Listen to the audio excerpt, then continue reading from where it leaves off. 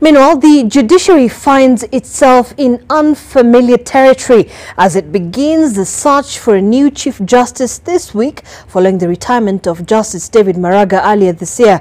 The interviews will have to factor in safety protocols to limit the spread of the coronavirus that has affected most public operations. The JSC is confident that all is in place and that the 3-week process will be without hitches. Here's Leila Mohammed with more. COVID-19 protocols will be strictly observed as the red carpet has been rolled out at the Supreme Court grounds in Nairobi, the stage for the search for Kenya's next Chief Justice. Over the next 10 days, 10 candidates will try to convince the Judicial Service Commission that they are the best suited for the next president of the Supreme Court and the head of the judiciary. When we sent out the advert inviting interested candidates to apply, we received 13 applications for position of Chief Justice. Out of these 13, 10 met the minimum statutory and constitutional requirements for the position, so they were all shortlisted, and 3 fell by the wayside.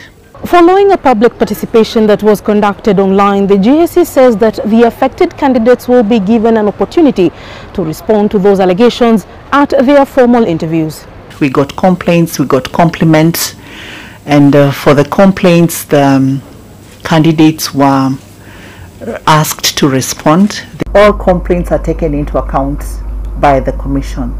As regards the LSK, it really doesn't matter who has brought the complaint. As long as it is a complaint, the candidate is asked to respond, and the Commission takes into account both the complaint and the response.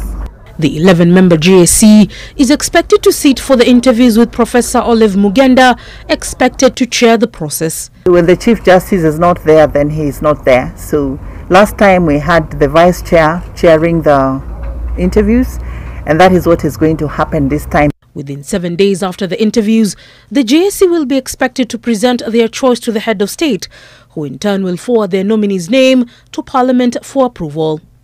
First up to face the vetting panel on Monday will be High Court Judge Chitembwe Said Juma. Justice Chitembwe, who holds a master's degree from University of Nairobi, is a distinguished legal mind but has found himself in the limelight for a number of wrong reasons. Some people will even tell you law is what courts say is law. His interview will be followed by that of law professor Patricia Mbote on Tuesday. An evaluation has been taken.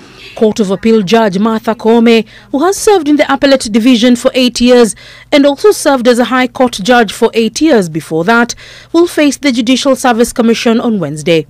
Employment and Labour Relations Judge David MARETE, who worked in the Office of the Attorney General for 17 years, will make his case before the Commission on Thursday. He was very keen on life. He will be followed by Senior Counsel Philip MURGOR, a former Director of Public Prosecutions, on Friday to wrap up the first week of interviews. Leila Mohammed, NTV.